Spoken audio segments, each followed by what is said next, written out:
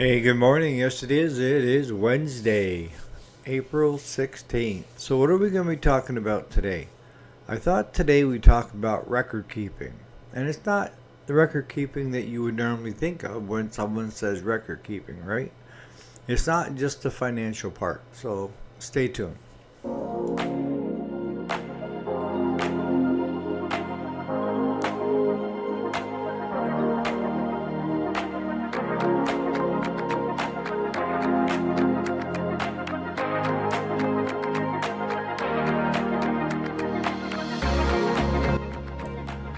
Alrighty, welcome back to the channel. My name is Eric, and yes, today is Wednesday, April 16th. And this is the weekday, Monday through Friday. Again, today is Wednesday. So, what are we talking about today when I talk about record keeping? Well, I mean, record keeping, the better records you can keep, the better it is, right? And one of the things that I do here at the shop, I started doing it this last year, and that is keeping track of the customer's machines. And why is that important? Well, it's important because you're going to get your customers that call you and say, I need a set of blades for my riding lawnmower. It's a 42 inch. You have no clue at that point of what more blades to get for that machine because there's a lot of 42 inch mowers out there that take different blades, right? So what I started doing with my regulars is, and even in my non-regulars, is if a machine comes in and I have to do a parts lookup by having the model number or the tag that's underneath the seat or under the hood, or is I started writing down the actual frame number and the engine number. That way I had something to go by. And I just simply put it into a regular notebook, handwritten. I write the name of the person, and that page is for their machines. So if they sell it, I cross it off their list, but if they sell it to somebody else that I know, I put it onto their list. And this has helped immensely when it comes to just like, we have a lot of customers so far in the past week that have called and said, I need a deck belt. I need more blades. And these guys do their own work, but they buy their parts off from me. If it's here at the shop, it's not so much because you're going to have the machine right here to go by, right? But I'm talking about the guys that change their own blades or do their own belts. We don't see those machines unless it's a repair job. So important because I can take the model number and put it through Google and bring up issues because I check on past issues for each piece of equipment.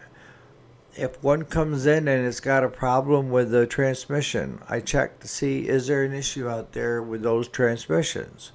And we ran into it for a while with one of the hydrostatic transmissions that came with Cub Cadets. And that was they had faulty seals in the rear axles and they would start to leak. And that was under warranty, a recall of where they would send you the seal kit to redo and put brand new seals in it. And we did a lot of them that one year of where people were getting a hold of us. And it didn't take Claude that long. You got to drop both tires, drop the rear axle, and then pull the seals out, put the new seals in. But the one thing that I don't do is, and this is going to be the next step, is ordering parts before the machine arrives or before we get it tore down. And why is that? There's been too many times where we think it's one thing, so I order the parts in advance, and then come to find out that it wasn't even closely remote to that, and now you're stuck with those parts. If you're just doing normal servicing and where you have oil filters, fuel filters, air filters, eventually they'll get used up. But for anything that's specialty, like a connecting rod or a valve, or there's numerous things. You could be sitting on those for years before you ever get a chance, if you get a chance to use it. And those two parts that I just brought up, I have some on the shelf that are brand new. Now they're new old stock because they probably should be able to be sold as antiques. So again, record keeping, when the customer needs to have belts or needs parts for the machines that they're ordering through you, it's a plus to have that machine number down so you can just do a quick Google search to see what the machine is, get a breakdown. I mean, I have with all the different distributors for the OEMs, I can do the parts breakdowns through them. But Google is just as easy, for any of you guys that don't even have a shop. If you have that number, put it into Google and just do a search, and it'll bring you with a number of different companies that have parts breakdown. You can do the parts breakdown, find the part that you need, and then run over to eBay or Amazon to see if they have it and what it's going for. I already know that you can get it cheaper over there than I can get it through my distributors. So maybe with the tariffs, not so much now, but I think you're just going to see China lower the prices even more so that they're not moving that price point, even if they take a loss on it. I mean, keeping good records is good for financial too. You need to have all your ducks in a row when it comes to having a good, clear, and concise way of measuring your business, right? To see whether you're profiting, losing, where's the money going, where can you save money? So just simply having a spiral notebook, or if you want, you can just take blank pages and punch holes in them and put them in a notebook. But I would imagine if you looked, there probably is programs out there online that you could buy that would do the same thing. And with us, if you wanted to create a database in Excel or whatever, you could probably do the same thing there. Or QuickBooks, or, there's so many different companies out there doing it now for the repair businesses. So it's not going to be a super long video, but today, it's just record keeping is so important. And that's one of the things that if you're a one-man band, it's hard to do. Because it does take time, right? It takes time to repair a machine, takes time to put together an invoice of all the parts and your time that you got in it. And what I found with Claude and I went at the shop is something you have to be really careful of, is a lot of times you'll overlook certain things that you put on that machine because you didn't go put it down on the sheet of paper. And what we have is a work order basically of when the machine comes in. It's got the customer's name, the machine, and a brief description of why it's there, right? And then it also has another column for just parts. It has quantity, what the part is, and then the price. And then if you flip it over on the back side of it, it has how many hours per day you put in on it. And it has, you write in the day or the date and log in how many hours that day you put on that machine. That's something that I created in Word. Something that I just felt we needed to have so that we could track stuff a lot better. And that means when you come out and you getting ready to do a service on somebody's lawnmower, you pull that sheet up and you put down the oil filter, air filter, fuel filter, the oil that you're putting into it. Anything for parts has to be written down or you're going to forget it. That's the key, because you're going to forget it and then you're going to short yourself. And then keeping track of the actual time you're working on it. Don't get into this mindset, and I've seen other companies do this, of if they start on one thing and then somebody shows up and they start visiting with that person and then that person leaves, the clock is still not running on that customer's machine. It's not fair to have that clock running on that customer's machine because you clocked off it to visit with that other customer. You have to be able to clock off and clock back on and be reasonable and honest with the hours that you're putting down, right?